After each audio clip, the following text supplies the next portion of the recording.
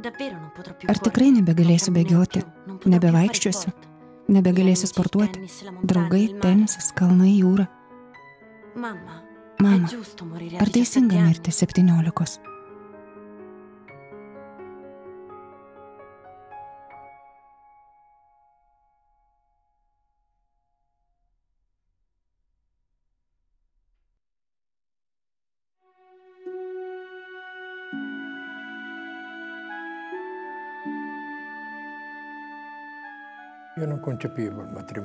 Aš nesuvokiau santuokos be vaikų. Todėl, būdamas su draugais, kurių daugelis buvo susituokę ir jau turėjo vaikučių, labai kentėdavau. Bet meldžiausi. Mėgindavau melstis net sunkvežimyje. Buvau sunkvežimio vairuotojas. Rodžeras buvo meldęs jos daugybę kartų mūsų vyskupijos šventovėje. Taip ir nutiko. Kiera augo graži ir sveika, teikė mums daug džiaugsmo, tačiau širdyje jautėme, kad Kiera ne vien mūsų dukra, visų pirma, ji Dievo vaikas. Todėl būtent taip, gerbdami dukros laisvę, turėjome ją auginti. Saselas yra mano kaimas, tai šiaurės Italijos kampelis, čia pat jūra, už namo driekiasi kalnai, o man mėgstančiai jūrą, sniegą ir miškus ši vieta pati gražiausia žemėje. Mano mažoji Šveicarija. Čia aš ir augau, mokydamasi iš savo tėvų. Aš buvau gana griežtas. Galbūt klydau, nes norėjau, kad vos tik jai ką nors pasakydavau, ji tučtuojau paklustų.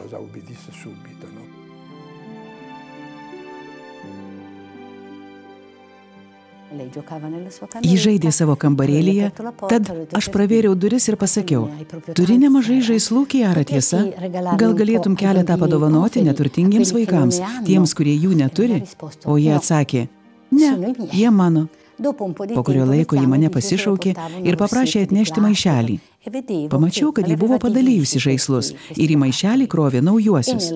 Aš jai tariau, Kiara, šitie juk nauji, o ji man atsakė, bet juk neturtingiems vaikams negalima dovanoti sugadintų žaislų. Būtent su ją, su mama, aš pradėjau įsiklausyti vieną balsą.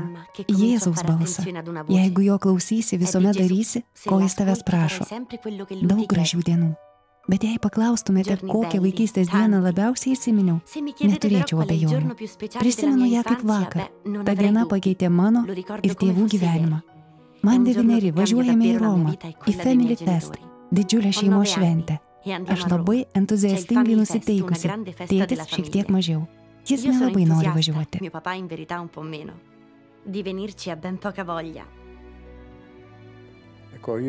Nenorėjau važiuoti į Romą dar ir todėl, kad sunkvežimiu ir taip ten važiuodavau kiekvieną savaitę. Atvykome į sporto rūmus Pala Eur, įėjome į vidų ir prisimenu, kaip Kiera sako, tėti, noriu valgyti. Mes su savimi nieko neturėjome.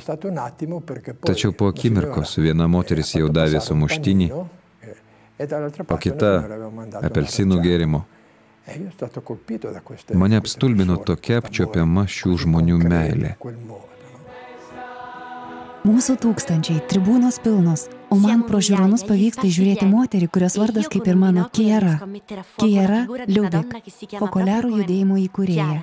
Jos dėka, laikui bėgant, atradau Evangeliją naujoje šviesoje.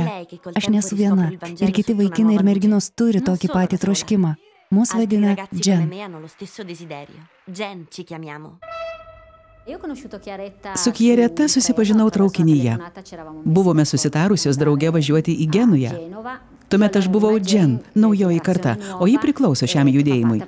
Prisimenu, kai pirmą kartą pamačiau ją, tvarkingai apsirengusią, paprastą, su tuo lankeliu, palaidais plaukais ir plačiai man besišypsančią. Tarp mūsų iš karto užsimezgė draugystė.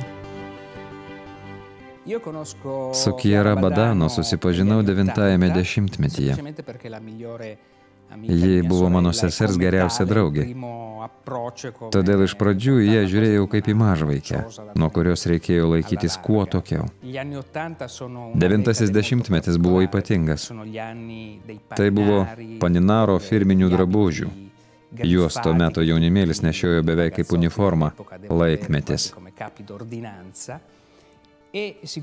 O Chiaretta buvo visiška jų priešingybė.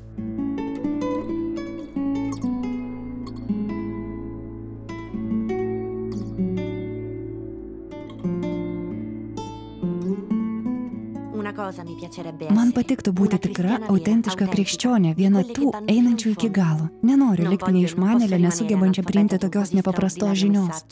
Kaip yra paprasta išmokti abėcėlę, taip turėtų būti paprasta ir gyventi Evangeliją.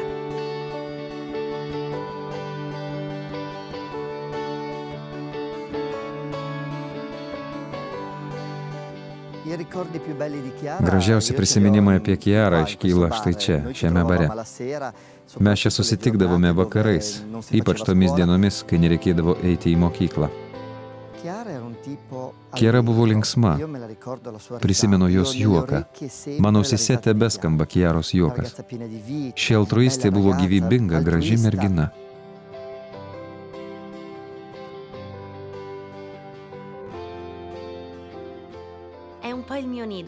Saselas yra mano lizdas, bet ateina laikas išskleisti sparnus. Įstojau į licėjų, todėl iš kaimo persikraustėme į Savoną. Didelis pasikeitimas. Labai ilgiuosi namų, o ir mokykloje iškart patyriau sunkumų. Bet nepaisant to, galiu ir toliau gyventi Evangeliją, todėl ir mėginau. Laimiai šalia buvo kitų džen, palaikiusių mano dvasią. Su jomis dalijausi viskuo, o ėjimas į priekį drauge teikė man jėgų. Chiara mokykloje iš karto susidūrė su sunkumais. Ji labai norėjo lankyti klasikinį licėjų. Pradėjo 4. gimnazijos klasę ir labai džiaugiasi savo pasirinkimu. Deja, vos po 2 mėnesių mokytoja pasikvietė tėvus ir mėgino juos įkalbėti pervesti Chiaretą į kitą mokyklą. Tačiau Chiaretta ryžtingai ėjo savo pasirinktų keliu. Dėl to kilo nemažai problemų ne tik su ta mokytoja. Ir mokykloje sekėsi vis sunkiau. Galiausiai rezultatai buvo nepatenkinami ir ją paliko 2 metams.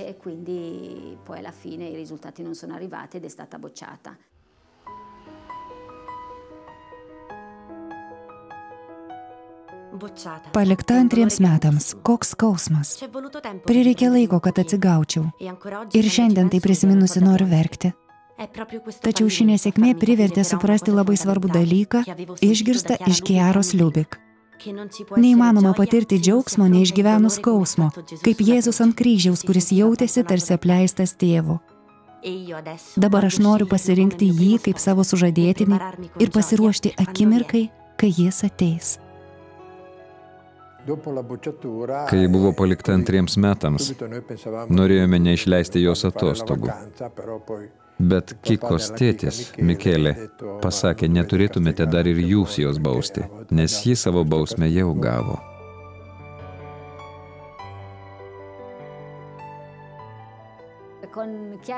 Dar prieš baigiantis mokslo metams buvome susitarusios su Chiaretta važiuoti kartu atostogauti į Ispaniją. Ir mes puikiai praleidome laiką. Abi labai mėgome jūrą, tad daug maudėmės. Aš ją mokiau nardyti, fotografuoti, eidavome apsipirkti, mėgindamos susikalbėti ispaniškai. Tačiau net ir ten, 19 valandą, dar šlapiais plaukais, iki paskutinės minutės būdavome paplūdimy, tikinom eidavome į mišias, nes jautėme, kad šio susitikimo praleisti negalime. Juk visad šalia jautėme Jėzų. Ir jis buvo esminė mūsų gyvenimo dalis.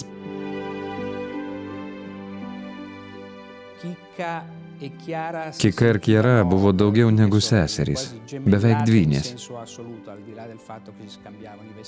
Jos ne tik keisdavosi drabužiais, nes nešiojo panašų dydį. Ko gero buvo kai kas daugiau. Jas vienijo požiūris į gyvenimą ir visiškai vienoda vertybių skalė. Mes kalbėdavomės apie savo svajones. Chiaretta man sakydavo, jog norėtų tapti pediatre. Galbūt vykti gydyti vaikų į Afriką, bet taip pat jai patiktų būti stiuardese, daug keliauti.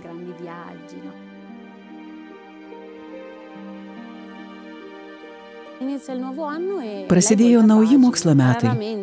Jie atvertė naują puslapį. Retai kada kalbėdavo apie tai, kaip neteisingai buvo su ja pasielgta. Tiesiog susitaikė ir tiek. Buvo nepaprastai gyvybinga mergina, labai mėgstama. Turėjo daugybę gerbėjų. Mokėjo išklausyti tylėdama ir nepertraukdama, nes tą minutę, kai pasakodavai jai ką nors, svarbiausias būdavai tu.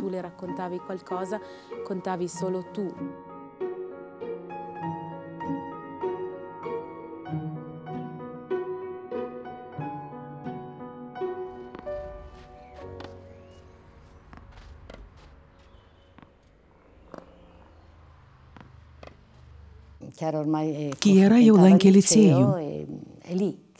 Tada jai ir pradėjo stipriai skaudėti petį.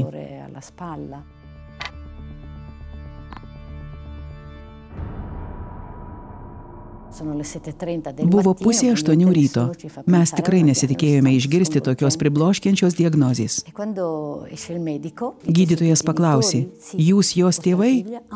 Taip, jūsų dukrai osteosarkoma. Vienas iš piktybiškiausių auglių.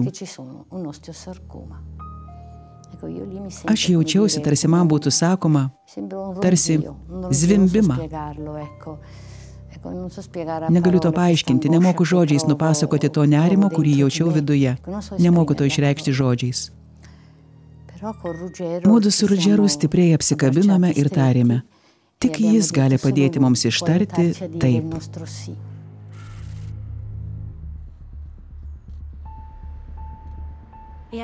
Ir štai iš Turine, dar vienas miestas, dar didesnis, dar toliau nuo Saselo. Man atliks tyrimus, esam susirūpinę.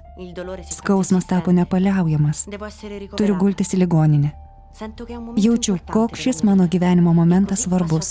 Todėl nueinu aplankyti tų, kurie lig šiol nepaliko manęs. Einame į Marijos paguodos bažnyčią. Noriu atlikti išpažintį ir priimti Jėzų, kad pasiruoščiau tam, kas manęs laukia.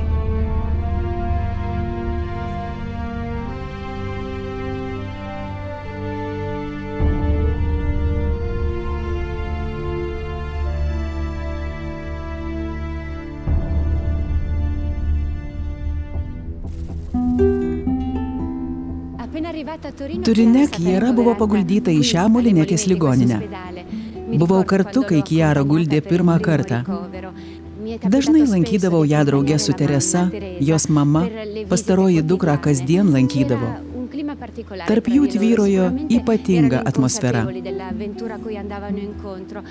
Žinoma, abi nenutuokė, kas jų laukė, bet Teresai buvo labai svarbu, kad dukra jaustų jos begalinę meilę ir paramą. Taip pat ir konkrečiais veiksmais.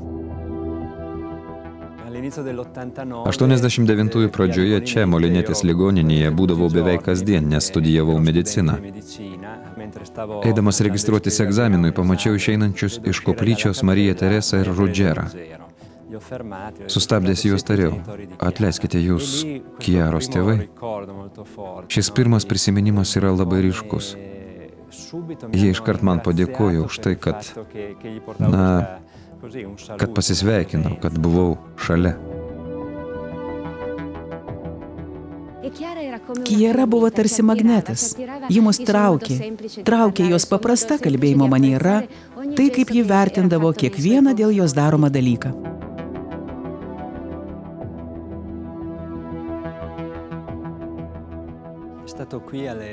Būtent čia, Molinetės ligoninėje 89 vasario 28-ąją, Kierai buvo atlikta operacija, mėginant pašalinti auglį.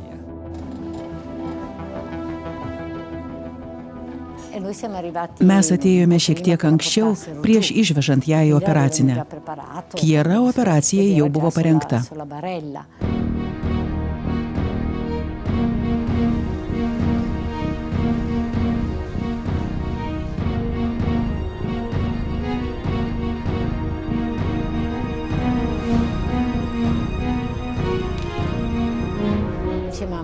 Ji pasakė, mama, jeigu aš nebenubusčiau, tuomet tu, kai bus aukojamos mišios, pasakyk Jen, kad jie garsiai giedotų.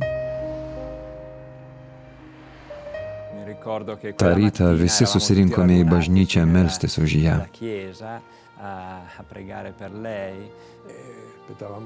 Su nerimu laukėme operacijos rezultatų, o ji buvo be galo ilga. Kai išėjo chirurgas, mes stovėjome šalia Marijos Teresos ir Rudžero. Momentas buvo labai skausmingas. Pamenu, Marija Teresa net nualpo iš skausmo. Kitą rytą išgirdau ją sakant, vos nubudusi, ji tarė, kodėl, Jėzau? Aš greitai atsikėliau, priėjau prie lovos ir paklausiau, Kiara, ar tau ko nors reikia? Tuomet ji ištarė, jei to nori tu, Jėzau, ir aš to noriu. Jei tik galėčiau, tučtuojau grįžčiau į savo miestelį, į Saselą. Bet dar ne laikas. Turine mus labai šiltai priėmė. Viena šeima užleido mums savo namą ant kalvos, čia Raviljeske, kur visi stengiasi, kad tik mums nieko